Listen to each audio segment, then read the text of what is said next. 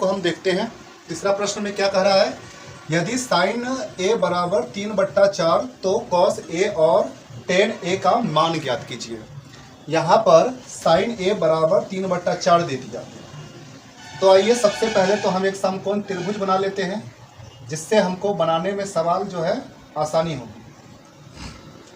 तो यहाँ पर ये a है, ये b है और ये c है। एक समकोण त्रिभुज है। इसमें क्या क्या कहता है कि 3/4 किसका, साइन a का। तो सबसे पहले हम फार्मूला जब तक नहीं लिखेंगे तब तक हमको अंदाज नहीं मिलेगा, है ना।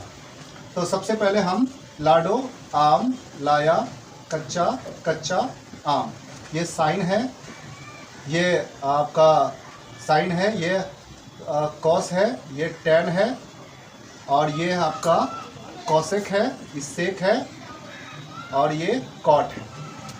तो यहाँ साइन a बराबर 3/4 कह रहा था। देखिए साइन a का क्या मतलब हुआ, लंब बट्टा कर्ण। तो लंब बट्टा कर्ण, लंब बट्टा कर्ण यानी कि लंब दिया हुआ है 3 सेंटीमीटर और कर्ण कितना दिया हुआ, कर्ण दिया हुआ है 4 सेंटीमीटर। तो सबसे पहले हम क्या करेंगे कि लंब जब दिया हुआ है, कर्ण जब दिया हुआ है तो आधार का मान निकालेंगे। आधार का जब मान निकल जाएगा तो कॉस a का और टेन a का मान हम इस फार्मूले पर हम निकाल लेंगे आसानी से। चलिए आइए देखते हैं। हम यहाँ पर पहले लिखेंगे हल। यहाँ पर क्या क्या दिया हुआ है, यहाँ a b बराबर 3 सेंटीमीटर और AC बराबर 4 सेंटीमीटर। तो क्या नहीं दिया हुआ है, BC बराबर वाट, यानी कि BC हमको निकालना है, आधार निकालना है। देखते हैं। तो पाइथागोरस का फॉर्मूला होता है जब दो भुजा का मान दिया हुआ रहे और तीसरा भुजा अगर ज्ञात करना होता है तो पाइथागोरस का हम फार्मूला लगाते हैं। चलिए पाइथागोरस फार्मूला में देखते हैं क्या कहता है। कहता है कि कर्ण स्क्वायर बराबर लंब स्क्वायर प्लस आधार स्क्वायर। ठीक है।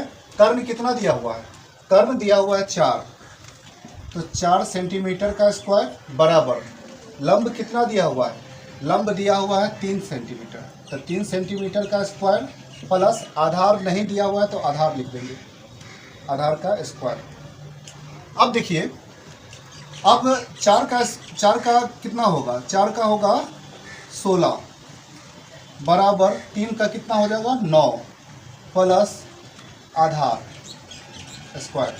अब आधार स्क्वायर बराबर, अब क्या करेंगे कि ये 16 को इस साइड कर देंगे, पश्चांतर जब करेंगे तो यह 16 माइनस 9 हो जाएगा।